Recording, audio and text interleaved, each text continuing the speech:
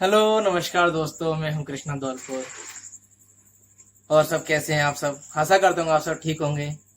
और बाकी की मेरे लास्ट 2 वीडियो आपको कैसी लगे सलाह लेखों के बारे में, उसके बारे में अपनी राय बताना। इस वीडियो के लास्ट में कमेंट बॉक्स में बताना मेरे को। लास्ट के 2 जो वीडियो हैं डाले मैंने, वो आपको कैसे लगे। उसके अलावा आप यदि मेरे चैनल पर नए हैं, चैनल को सब्सक्राइब कर लो, दोस्तों के साथ में शेयर कर लो। और आज हम राजस्थान शिलालेख, हमारा जो टॉपिक चल रहा है उसका तीसरा पार्ट है आज हमारा। ठीक है ना दोस्तों? तो मैं आपको ज़्यादा टाइम वेस्ट ना करते हुए और मैं अपने टॉपिक पर आता हूँ। तो दोस्तों आज हम पढ़ने वाले हैं शिलालेख। तो हमारे शिलालेख अभी पूरे हुए ही नहीं है। शिलालेख पार्ट 3। ठीक है ना दोस्तों? लास्ट हमने पढ़ा, उससे आगे अपन आप पढ़ते हैं आज अपन। तो सबसे पहले तो अपन देखते हैं सारणेश्वर। सारणेश्वर औलिक सारनाथ, सारनाथ प्रशस्ति। ठीक है दोस्तों, एक सबसे पहली बात इसकी भाषा। इसकी देखें अपन भाषा, इस शिलालेख की तो भाषा है दोस्तों संस्कृत। इस सारणेश्वर या सारनाथ प्रशस्ति की भाषा संस्कृत है। जबकि इसकी लिपि की बात की जाए तो इसकी लिपि है देवनागरी। देवनागरी, कायस्थ, पाल, वेलाक, इन 4 में लिखा हुआ है। और दोस्तों बात करें अपन इसमें, तो इसमें गोहिल वंश के शासक, गोहिल वंशीय शासक अल्लट, गोहिल वंशीय शासक अल्लट के बारे में जानकारी प्राप्त होती है। तो देखो सारणेश्वर या सारनाथ प्रशस्ति, इसका अपन देखो दोस्तों एक चीज, हाँ भूल गया, 953 ईस्वी का है।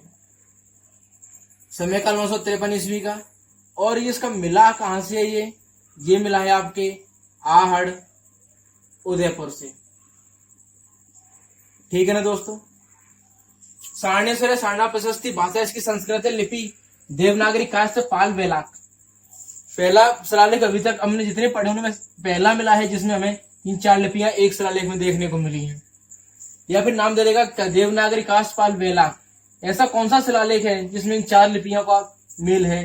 तो 4 लिपियों में लिखा गया है, तो वो सारणेश्वर, वो जो कि आहड़ उदयपुर से मिला है। उसका टाइम पीरियड है दोस्तों तुम्हारा 953 ईस्वी। इसके बाद अपन आते हैं ओसियां। ओसियां का लेख, ओसियां का लेख जोधपुर में दोस्तों। ये ओसियां का लेख जोधपुर। टाइम पीरियड की बात की जाए इसकी, तो 956 ईस्वी का है दोस्तों। इसमें देखना कि ये एक तो इसमें मानसिंह को भूमि का स्वामी बताया गया है, जबकि वत्सराज को रिपुओं या शत्रुओं का दमन करने वाला, या रिपुओं या शत्रुओं का दमन करने वाला कहा गया है। ओसियां का लेख जोधपुर से मिला है। मानसिंह को भूमि का स्वामी, वत्सराज को रिपुओं शत्रुओं का दमन करने वाला कहा गया है इस लेख में। और बात की जाए इसमें, इस लेख से हमको वर्ण व्यवस्था की जानकारी प्राप्त होती है। इस लेख से वर्ण व्यवस्था की जानकारी प्राप्त होती है। वर्ण व्यवस्था में कौन कौन सी, समाज में कौन कौन से वर्ण थे? वो थे ब्राह्मण, क्षत्रिय, वैश्य और शूद्र। ठीक है ना दोस्तों? एक बात आपसे एक्स्ट्रा बता दूं कि जो वर्ण व्यवस्था की जानकारी है, इसकी सर्वप्रथम हमको कहां मिलता है? इसका उल्लेख सर्वप्रथम इसका उल्लेख अपन को ऋग्वेद के 10वें मंडल के किसमें? पुरुष सूक्त में मिलता है। पुरुष सूक्त में मिलता है। ठीक है ना दोस्तों? ऋग्वेद में टोटल 10 मंडल और 1028 सूक्त हैं। देखना दोस्तों एक बार, ओशिया का लेख है जो बाड़मेर से मिला है, 956 ईस्वी का है ये। मानसिंह को भूमि का स्वामी, वत्सराज को रिपुया शत्रुओं का दमन करने वाला कहा गया है। इसी शिलालेख में वर्ण व्यवस्था की जानकारी मिलती है। और इस शिलालेख से जो 4 समाज में जो 4 वर्ण थे, उन 4 वर्णों के बारे में बताया गया कि ब्राह्मण, क्षत्रिय, वैश्य, शूद्र जो वर्ण व्यवस्था वर्ण थे उस टाइम पर। और वर्ण व्यवस्था के बारे में हम सबसे पहले ऋग्वेद में जानकारी मिलती है।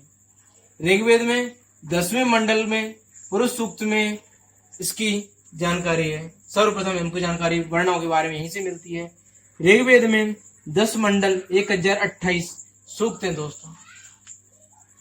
अब यहां से आगे, अब चलो मैं एक और बता देता हूं यहीं पर साथ में, चित्तौड़ का लेख। चित्तौड़ का लेख, चित्तौड़ का लेख दोस्तों चित्तौड़ से प्राप्त हुआ है। चित्तौड़ से इसका टाइम पीरियड देखा जाए तो ये 971 ईस्वी का है। इस लेख की सबसे इंपॉर्टेंट बात है, वो बात ये है कि इस चित्तौड़ का जो लेख है, इस लेख की प्रतिलिपि, इस लेख की प्रतिलिपि, न कि लेख ओरिजिनल कॉपी नहीं है, इस लेख की जो डुप्लीकेट कॉपी प्रतिलिपि है वो कहां पर है मैं आपको बता दूं। वो अहमदाबाद में, अहमदाबाद के कहां पर, अहमदाबाद के भारतीय मंदिर में रखा हुआ है। भारतीय मंदिर में रखा हुआ है। चित्तौड़ का जो लेख है चित्तौड़ से मिला है, 971 ईस्वी टाइम पीरियड है। इस लेख की प्रतिलिपि अहमदाबाद के भारतीय मंदिर में रखी हुई है। एक चीज तो, दूसरी चीज दोस्तों अपन बात करें चित्तौड़ के लेख से संबंधित, तो वो है इस लेख में देवालय में स्त्रियों का प्रवेश निषेध है। यानी कि मंदिरों में स्त्रियों का प्रवेश निषेध कहा गया है, निषेध बताया गया है। किसमें? तो ये चित्तौड़ के लेख में। ठीक है दोस्तों, चलो स्क्रीनशॉट ले लीजिए आप एक बार, फिर मैं मिटाता हूं।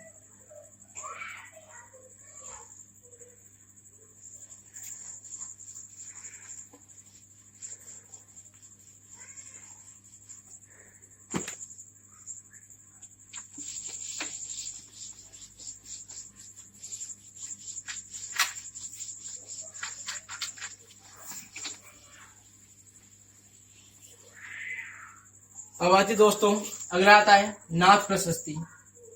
नाथ प्रशस्ति, ये दोस्तों प्रशस्ति ये भी 971 के टाइम पीरियड में ही है।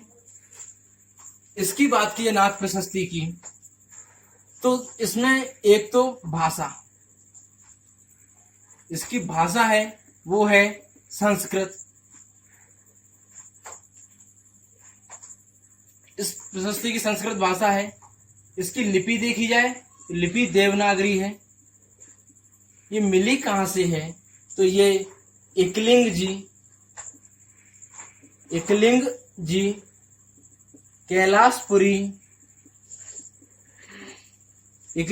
कैलाशपुरी और उदयपुर, यानी कि उदयपुर के कैलाशपुरी के एकलिंग जी से ये नाथ प्रशस्ति हमको प्राप्त हुई है। और बात की जाए इसमें, तो इसमें क्या है, मेवाड़ के राजनैतिक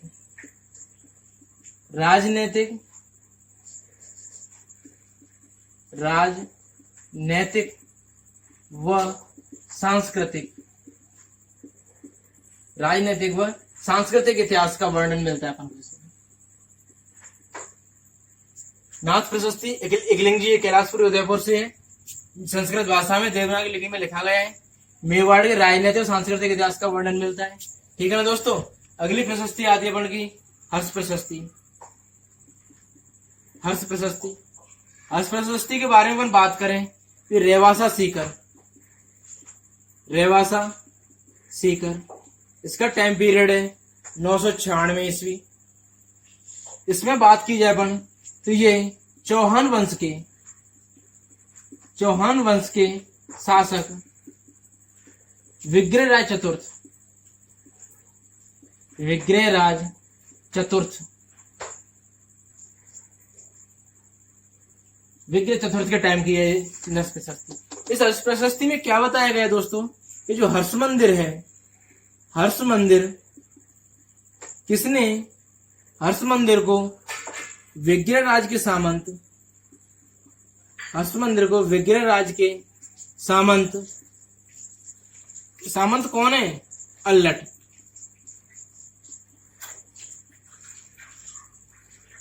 हर्ष मंदिर विग्रह राज के सामंत अल्लट ने बनवाया था। हर्ष मंदिर किसने बनवाया था, अल्लट ने बनवाया था। जो अल्लट कौन था, ये विग्रह राज का कौन सा, ये विग्रह राज, चतुर्थ विग्रह राज, इसी का सामंत था ये अल्लट, जिसने हर्ष मंदिर का निर्माण करवाया था। और बात करें दोस्तों, इसमें वागड़ के लिए वरगट शब्द का प्रयोग किया गया है। वारगट शब्द का प्रयोग किया गया है। ठीक है ना दोस्तों। और बात करते हैं, एक बार बात कर लीजिए अब नाथ प्रशस्ति के बारे में। 971 ईस्वी की लिंग कैलाशपुर उदयपुर से संस्कृत भाषा में लिखा गया, देवनागरी लिपि में प्रयोग की गई। इसमें मेवाड़ी राजनीति और सांस्कृतिक इतिहास का वर्णन मिलता है इससे अपन को। हर्ष प्रशस्ति के बारे में बात करें, हर्ष प्रशस्ति रेवासा शिखर से मिली है। इसमें चौहान वंश के शासक विग्रह चतुर्थ के समय की प्रशस्ति है ये। इसमें लिखा गया है कि हर्ष मंदिर विग्रह राज के सामंत अल्लट ने बनवाया था हर्ष मंदिर को, और इसमें वागड़ के लिए वारगढ़ शब्द का प्रयोग किया गया है। और बात करें दोस्तों अपन अगली, तो ये हस्ती कुंडी,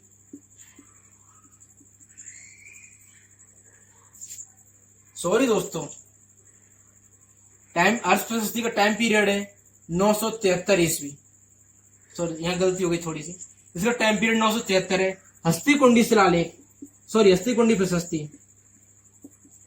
प्रशस्ति, इसका टाइम पीरियड है 996, और ये मिली है कहां से, ये सिरोही से मिली है। हस्ती कुंडी प्रशस्ति को कहाँ रखा गया है, वो रखा गया है अजमेर संग्रहालय में। कहाँ रखा गया है दोस्तों, अजमेर संग्रहालय में रखा गया है। और इसमें एक मेन चीज है, कुछ भी नहीं है इस हस्ती कुंडी शिलालेख प्रशस्ति में, और वो चीज है इसमें संस्कृत में सूर्याचार्य शब्द का उल्लेख है, सूर्याचार्य शब्द का उल्लेख किया गया है।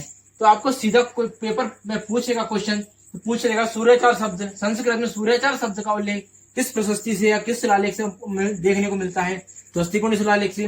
टाइम पीरियड क्या है 996 ईस्वी है, और ये कहां से मिला है, ये अपन को मिला है सिरोही से। ठीक है ना दोस्तों, इसे आप स्क्रीनशॉट लीजिए एक बार। अगला देखते हैं,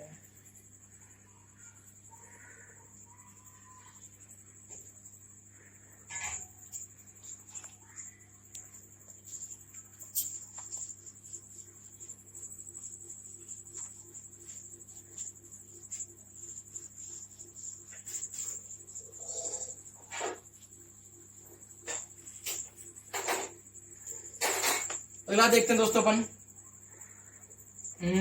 मंडलेश्वर।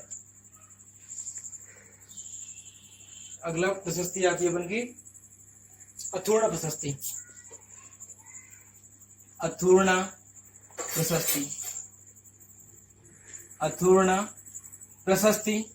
अथूर्णा प्रशस्ति दोस्तों, ये मंडलेश्वर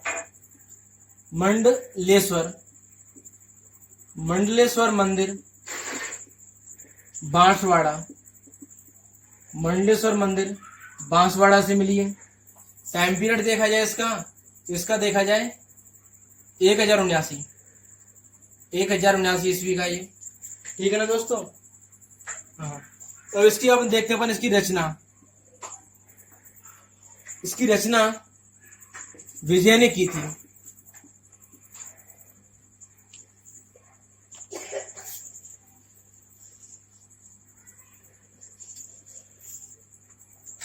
अगली प्रशस्ति है अथूर्णा प्रशस्ति। ये अथूर्णा प्रशस्ति कहां से मिली है, ये मिली है मंडलेश्वर से। मंडलेश्वर मंदिर बांसवाड़ा से मिली है। इसका दोस्तों अपन टाइम पीरियड देखा जाए 1079 ईस्वी से 1079 ईस्वी में मिली है। ठीक है ना। इसमें इसकी रचना करने वाला कौन था, इसकी रचनाकार था वो था विजय। इसका रचनाकार कौन था, इसका रचनाकार था विजय था इसका रचनाकार। और इसमें जो बागड़ के थे, बागड़ के परमार, बागड़ के परमार मालवा के परमार वंश के। बागड़ के जो परमार है दोस्तों ध्यान से देखना, मालवा के परमार वंश के राजा, वंश के राजा वाकपति राज, वाकपति राज के कौन, इसके दूसरे बेटे, दूसरे बेटे, दूसरा बेटा कौन है इनका, वो है डंवर। इसका दूसरा बेटा कौन है, डंवर है। इस डंवर के ही वंशज कौन है, डंवर के वंशज ही कौन है, तो वो हैं बागड़ के परमार। दोस्तों बागड़ के परमार, इनके अधिकार कौन था, इनका बागड़ व 56 प्रदेश पर इनका अधिकार था। ठीक है ना दोस्तों, यानी कि बागड़ के परमार मालवा के परमार वंश के राजा वाकपति राज के दूसरे बेटे डंवर के कौन है, ये बागड़ के परमार है। यानी अब एक बात कह दें कि मालवा के जो परमार थे उनका राजा था कौन, वाकपति राज। वाकपति राज के दूसरे बेटे के जो वंशज थे वो कौन थे, बागड़ के परमार थे। और बागड़ के परिवारों का अधीन कौन सा था, तो बागड़ और 56 का प्रदेश इसके अंडर में आता था। ठीक है ना दोस्तों, और बात करते हैं तो अगला आता है अपन का जालौर, जालौर का लेख। ये जालौर का लेख 1141 ईस्वी का है और ये जालौर से मिला है। इसमें दोस्तों अपन बात करें तो जालौर के लेख में, जालौर के लेख में परमारों की उत्पत्ति, परमारों की उत्पत्ति, परमाणु की उत्पत्ति वशिष्ठ मुनि के यज्ञ से बताई गई है। वशिष्ठ मुनि के यज्ञ से बताई गई है। ठीक है ना दोस्तों, एक तो इसमें परमाणु की उत्पत्ति वशिष्ठ मुनि के यज्ञ से बताई गई है। दूसरा परमाणु की जालौर शाखा, जालौर शाखा का प्रवर्तक, परमाणु की जालौर शाखा का प्रवर्तक किसे कहा गया है, प्रवर्तक किसे कहा गया है, वो कहा गया है दोस्तों वाकपति राज को। ठीक है ना दोस्तों, जालौर का लेख 1141 ईस्वी जालौर से मिला है। इसमें परमाणु की उत्पत्ति वशिष्ठ मुनि के यज्ञ से बताई गई है। दूसरा परमाणु की जो जालौर शाखा है उसके प्रवर्तक कौन है, तो वो है वाकपति राज। अब स्क्रीनशॉट ले लो एक बार।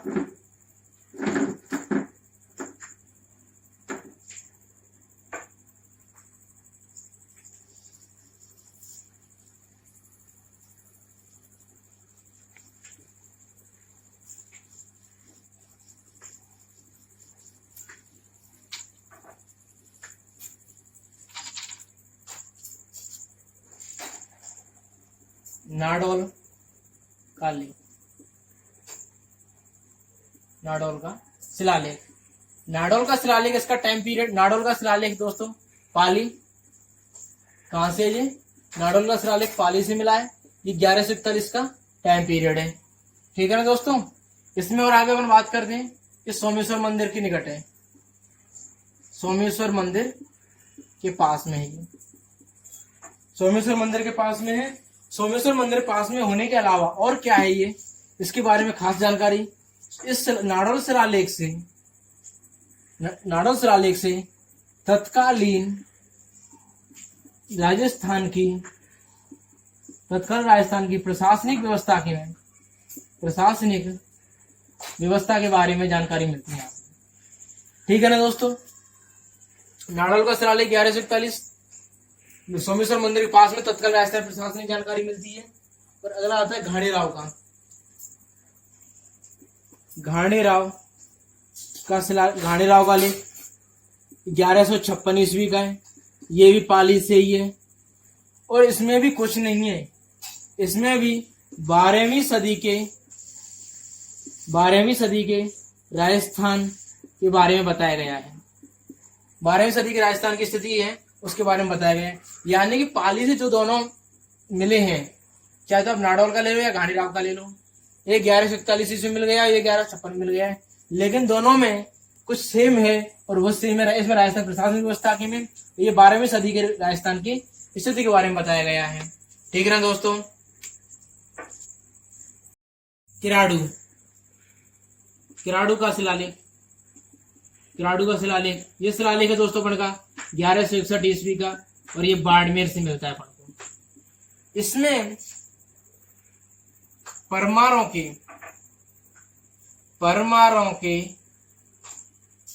परमारों के वंशक्रम की जानकारी मिलती है। इससे वंशक्रम की जानकारी देता है।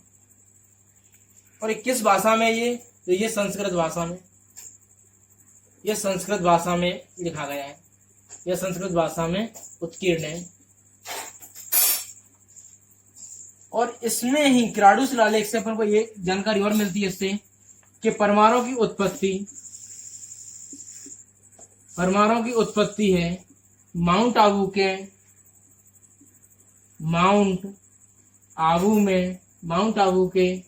वशिष्ठ मुनि के यज्ञ से होती है। ठीक है ना दोस्तों। यानी किराडू का जो शिलालेख 1161 बाड़मेर से मिला है, इसमें परमाणु के वंशक्रम की जानकारी मिलती है और ये संस्कृत भाषा में उत्कीर्ण है। और यहाँ परमाणु की जो उत्पत्ति है वो माउंट आबू के वशिष्ठ मुनि में, माउंट आबू पर वशिष्ठ मुनि जो यज्ञ किया था उस यज्ञ से ही इनकी उत्पत्ति मानी जाती है, परमाणु की उत्पत्ति। ठीक है ना दोस्तों। नाडो शिलालेख बाली से मिला 1141 ईस्वी का टाइम पीरियड, सोमेश्वर मंदिर के पास में तत्कालीन राजस्थान प्रशासनिक व्यवस्था जानकारी मिलती है। घाणेराव का लेख 1156 ईस्वी पाली से मिला है, 12वीं सदी के राजस्थान के बारे में बताया गया है, राजस्थान की स्थिति उसके बारे में बताया गया है। नेक्स्ट है किराडू का शिलालेख 1161 बाड़मेर से, परमाणु के वंशक्रम की जानकारी देने वाला जो संस्कृत शिलालेख संस्कृत भाषा में उत्कीर्ण है। इसमें परमाणु की उत्पत्ति माउंट आबू के वशिष्ठ मुनि के यज्ञ से होती है। ठीक है ना दोस्तों। हाँ तो दोस्तों आपने इसका स्क्रीनशॉट ले लिया होगा और अपन अब आगे बढ़ते हैं, यहाँ से आगे और पढ़ देंगे।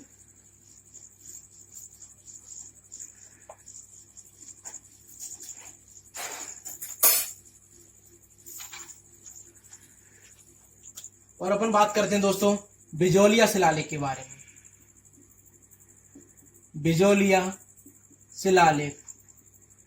बिजोलिया शिलालेख इसका टाइम पीरियड देखा जाए तो दोस्तों 1170 भीलवाड़ा।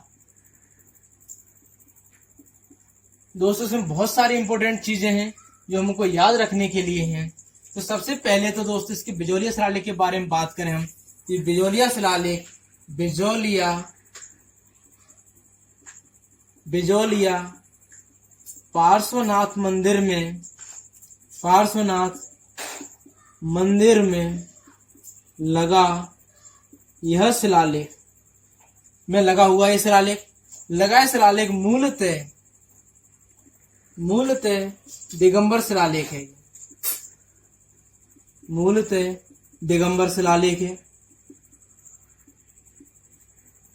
बिजोलिया के पार्श्वनाथ मंदिर में लगा यह शिलालेख मूलतः दिगंबर शिलालेख है।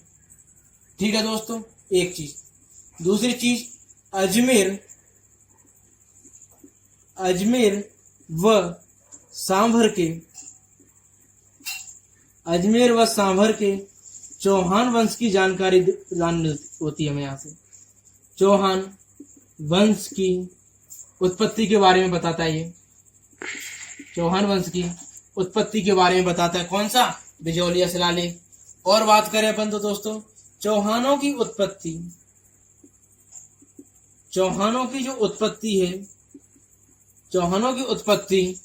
किससे, वत्स गोत्र ब्राह्मण से मानी गई है। इस शिलालेख के अनुसार चौहानों की उत्पत्ति इस शिलालेख के अनुसार किसके, बिजोलिया शिलालेख के अनुसार चौहानों की उत्पत्ति वत्स गोत्र ब्राह्मण से मानी गई है। ठीक है दोस्तों। और बात करें अपन इसमें ऊपरमाल के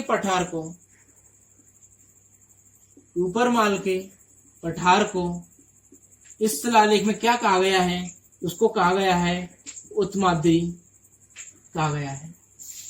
ठीक है ना दोस्तों। और बात करें हम इसके बारे में तो इस बिजोलिया शिलालेख के इसके लेखक कौन है, तो वो है दोस्तों गुणभद्र व कायस्थ। गुणभद्र व कायस्थ है। लेकिन उत्कीर्ण करता यानी कि पत्थर पर उत्कीर्ण करता कौन है इसका? तो दोस्तों उत्कीर्ण करता इसके हैं गोविंद।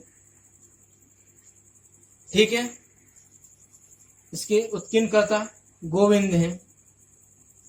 और बात करें अपन दोस्तों इसके बारे में और बात करने को अपन को सामर झील का निर्माण,